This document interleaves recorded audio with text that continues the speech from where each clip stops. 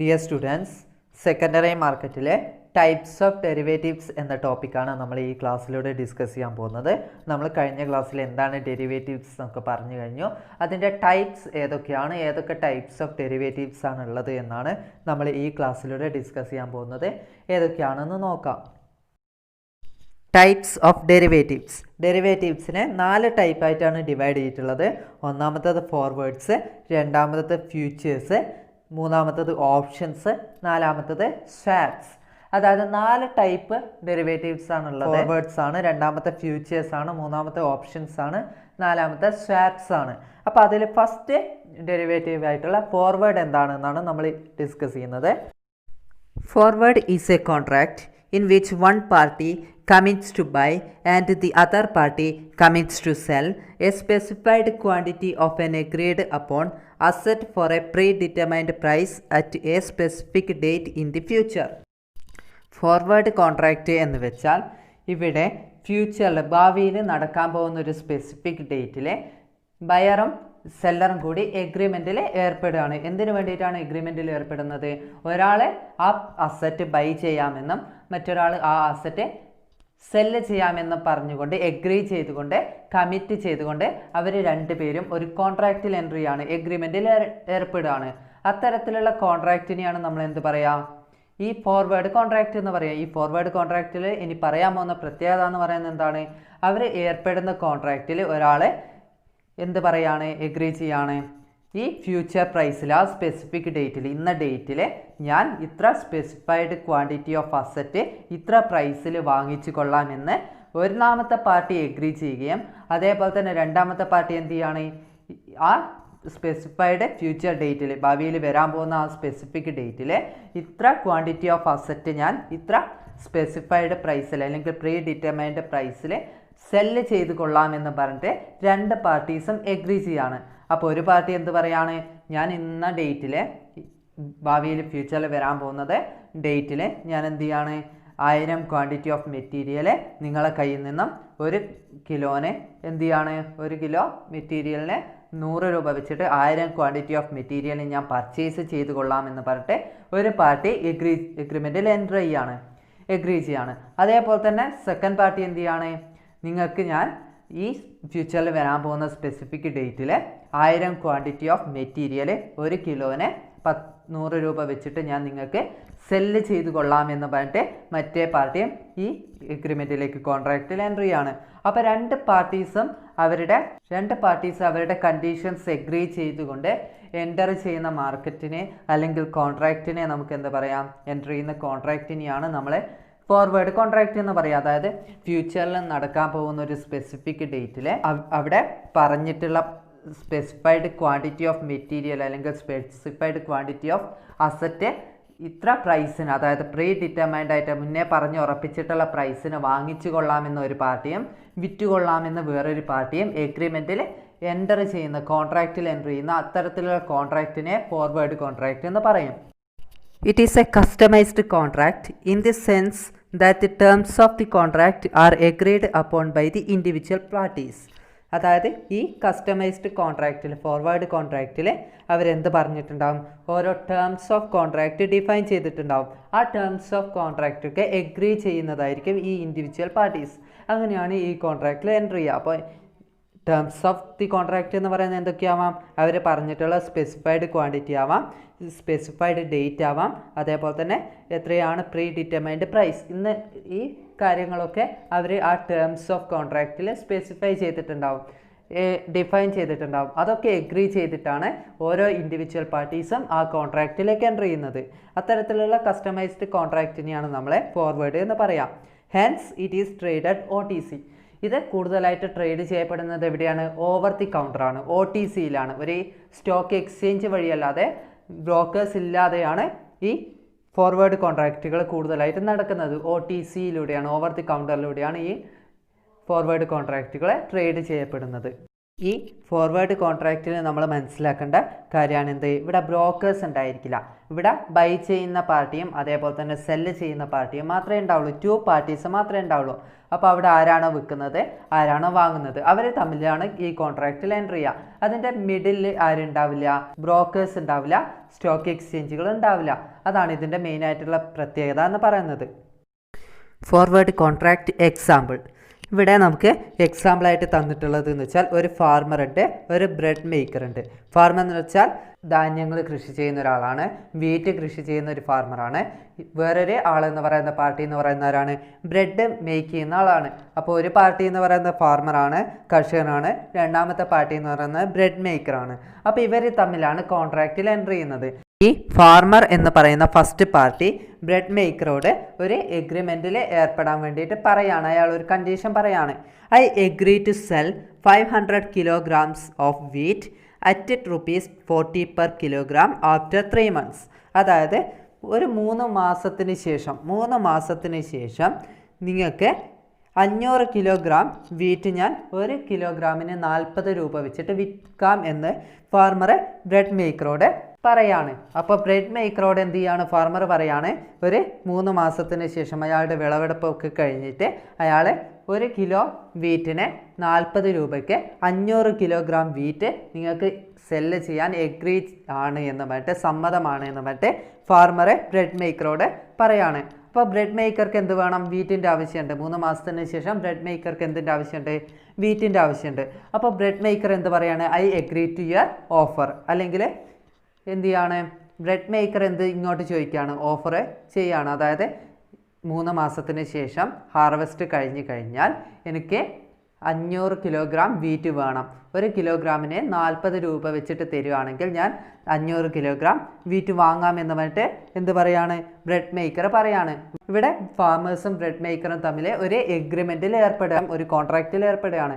3 മാസത്തിന് ശേഷം ഹാർവെസ്റ്റ് കഴിഞ്ഞാൽ, അതായത് വിളവെടുപ്പ് കഴിഞ്ഞാൽ 500 കിലോഗ്രാം വീറ്റ് ഞാൻ 1 കിലോഗ്രാമിന് 40 രൂപ വെച്ചിട്ട് തന്നുകൊള്ളാമെന്ന് പറഞ്ഞിട്ട് ബ്രെഡ് മേക്കർക്ക് ഒരു എഗ്രിമെൻറ്റിൽ എഗ്രി ചെയ്യാണ് ഫാർമർ.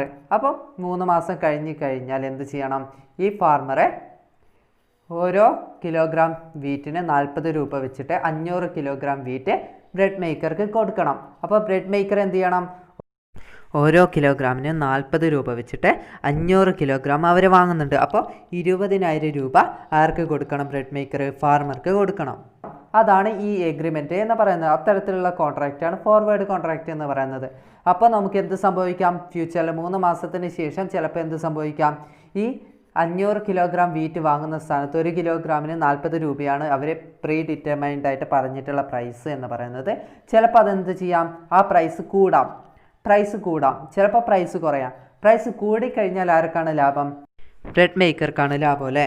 മാർക്കറ്റിൽ ഇത് ഈ വീറ്റിൻ്റെ 1 കിലോ വീറ്റിൻ്റെ പ്രൈസ് എന്ന് പറയുന്നത് എത്രയാണ്, 45 രൂപയാണ്. പക്ഷേ ഈ ഫാർമറുടെ അടുത്ത് നിന്ന് എത്ര രൂപക്ക് കിട്ടുന്നുണ്ട്, 40 രൂപക്ക് കിട്ടുന്നുണ്ട്. അപ്പോൾ ബ്രെഡ് മേക്കർക്കാണ് ലാഭം. പ്രൈസ് കൂടിക്കഴിഞ്ഞാൽ ഇവിടെ ലാഭം ആർക്കാണ്, ബയർക്കാണ് അല്ലേ.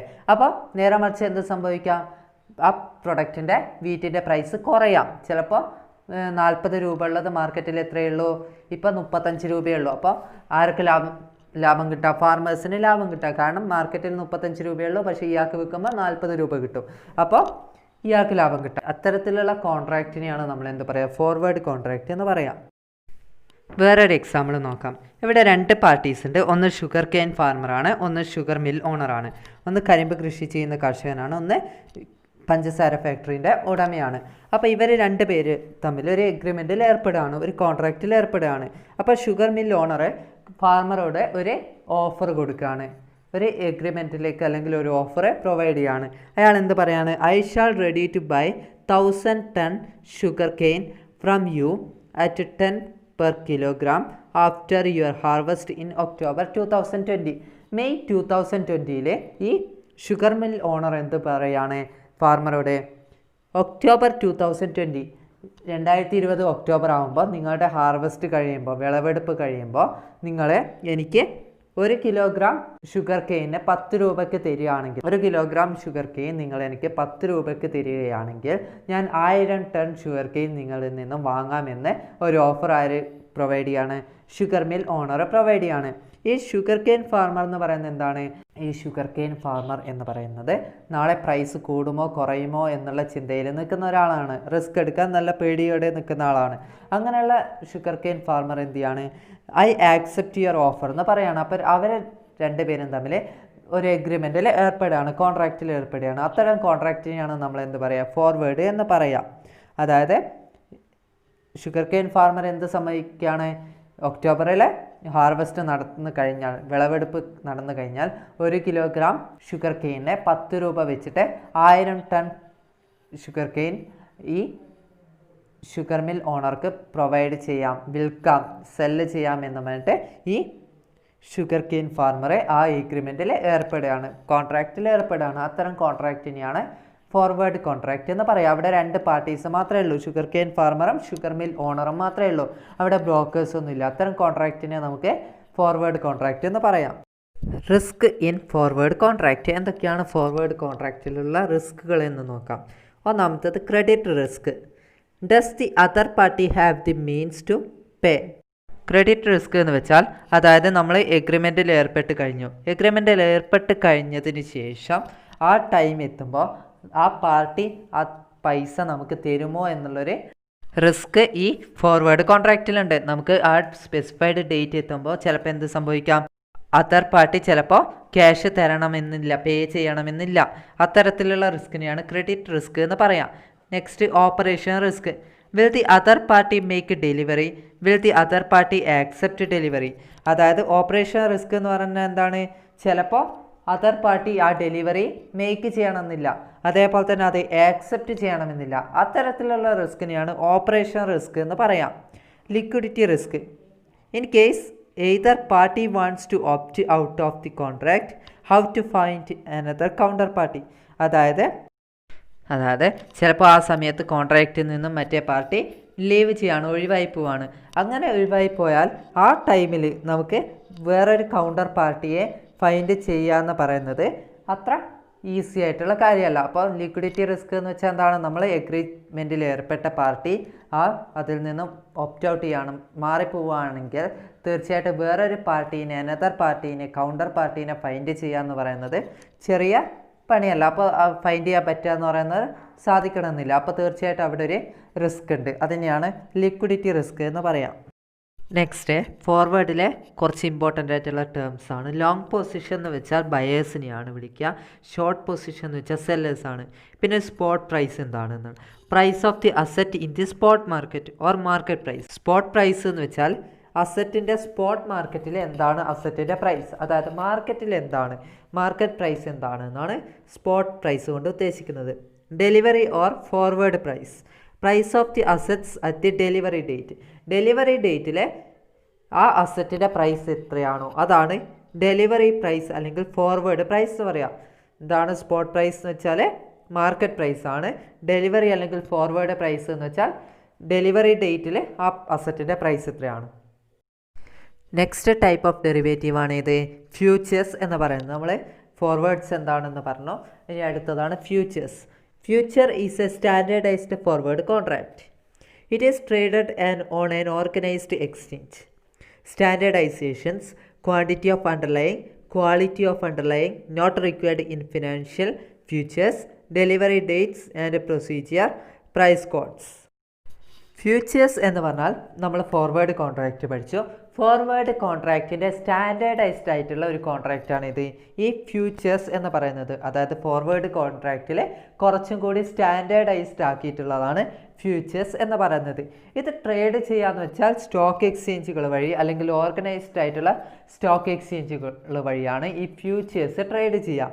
സ്റ്റാൻഡേർഡൈസേഷൻ എന്ന് വെച്ചാൽ എന്തൊക്കെ വരാമെന്നാണ് പറഞ്ഞിട്ടുള്ളത്? അതിൻ്റെ ക്വാണ്ടിറ്റി, അണ്ടർലൈങ് അസറ്റിൻ്റെ ക്വാണ്ടിറ്റിയിൽ വ്യത്യാസം വരാം, ക്വാളിറ്റിയിൽ വ്യത്യാസം വരാം, ഡെലിവറി ഡേറ്റിലും അതിൻ്റെ പ്രൊസീജിയേഴ്സിലും വ്യത്യാസം വരാം, പ്രൈസിൽ വ്യത്യാസം വരാം. ഈ കാര്യങ്ങളിലൊക്കെ ചേഞ്ചസ് വരുത്തിക്കൊണ്ട്, ഇമ്പ്രൂവ്മെൻറ്റ് വരുത്തിക്കൊണ്ടുള്ള ഒരു തരം കോൺട്രാക്റ്റിനെയാണ് ഫ്യൂച്ചേഴ്സ്, ഡെറിവേറ്റീവ്സിനെയാണ് ഫ്യൂച്ചേഴ്സ് എന്ന് പറയുന്നത്. ഫോർവേഡ് കോൺട്രാക്റ്റിൽ നിന്നും കുറേ അധികം ചേഞ്ചസ് വരുത്തിക്കൊണ്ട്, സ്റ്റാൻഡേർഡൈസേഷൻ വരുത്തിക്കൊണ്ടുള്ള ടൈപ്പ് ഓഫ് ഡെറിവേറ്റീവ്സ് ആണ് ഇത് ഫ്യൂച്ചേഴ്സ് എന്ന് പറയുന്നത്. നമുക്കറിയാം ഫോർവേഡ് കോൺട്രാക്റ്റ് എന്ന് പറയുന്നത് ഓവർ ദി കൗണ്ടർ വഴിയാണ് ട്രേഡ് ചെയ്യാന്ന്, OTC വഴിയാണ് ട്രേഡ് ചെയ്യാന്ന് പറഞ്ഞു. പക്ഷേ ഈ ഫ്യൂച്ചേഴ്സ് എന്ന് പറയുന്നത് എന്താണ്? ഓർഗനൈസ്ഡ് ആയിട്ടുള്ള സ്റ്റോക്ക് എക്സ്ചേഞ്ചുകൾ വഴിയാണ് ഇത് ട്രേഡ് ചെയ്യാൻ സാധിക്കുള്ളൂ. നമ്മളെ ഫോർവേഡ്സ് എന്താണെന്ന് പഠിച്ചു. അപ്പോൾ ഫോർവേഡ്സിലുള്ള ഒരു ലിമിറ്റേഷൻ കാരണമാണ് ഫ്യൂച്ചേഴ്സ് എന്നൊരു ഡെറിവേറ്റീവ് ഇൻട്രൊഡ്യൂസ് ചെയ്യേണ്ടി വന്നിട്ടുള്ളത്. അതായത് ഫോർവേഡ്സിൽ നമ്മൾ പറഞ്ഞു 2 പാർട്ടീസാണ് ഉണ്ടാവുക, അവരുടെ ഇടയിൽ ബ്രോക്കേഴ്സ് ഒന്നും ഉണ്ടാവില്ല. അപ്പോൾ അവർക്ക് എന്ത് ചെയ്യാം?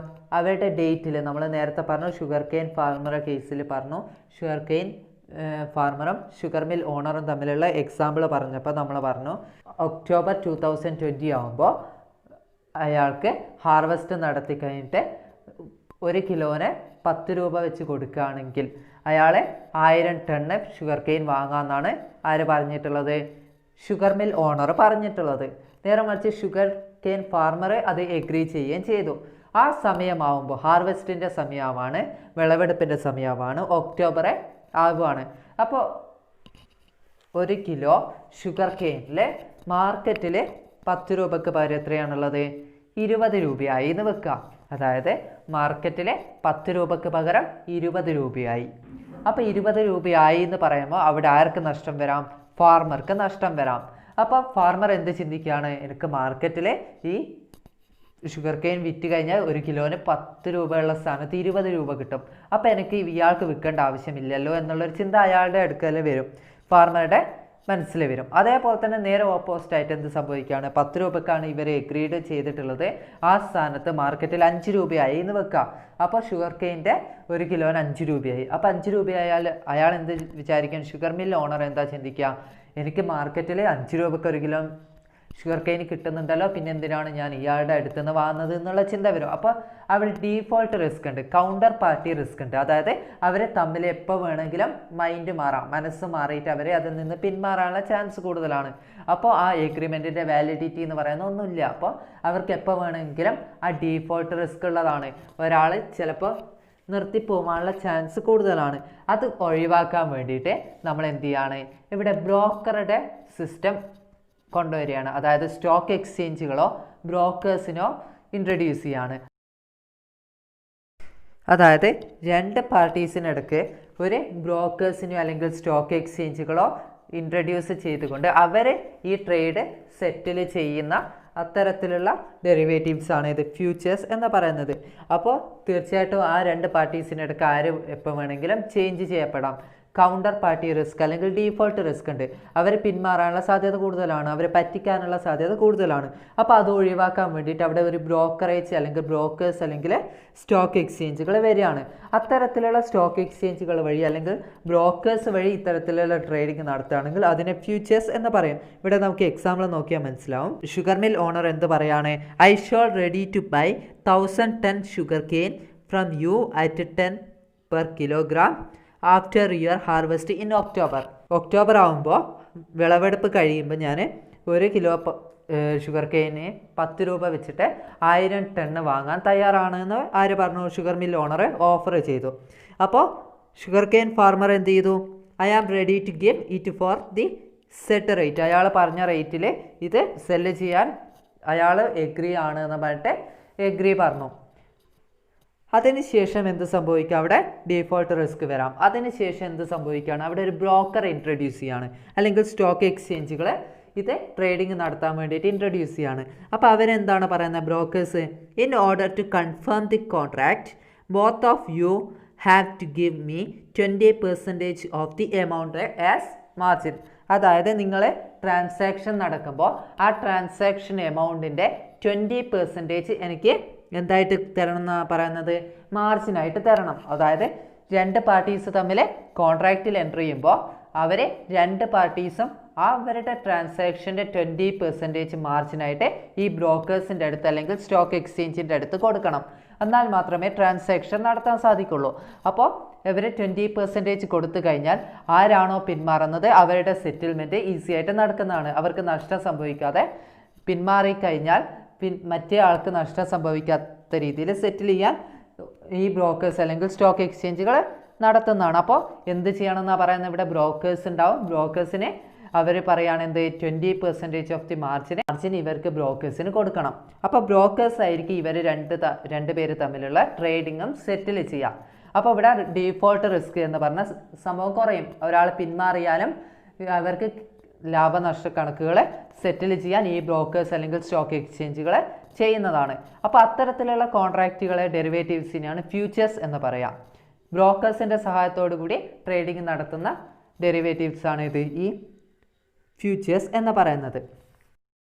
Futures is A contract between two parties through an exchange to buy or sell a definite quantity of underlying asset on a future date at a predetermined price.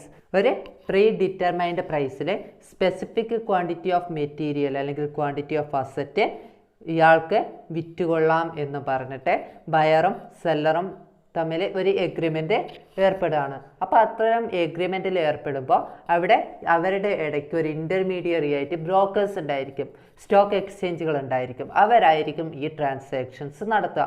അത്തരത്തിലുള്ള കോൺട്രാക്റ്റിനെയാണ്, അത്തരത്തിലുള്ള ഡെറിവേറ്റീവ്സിനെയാണ് ഫ്യൂച്ചേഴ്സ് എന്ന് പറയുന്നത്.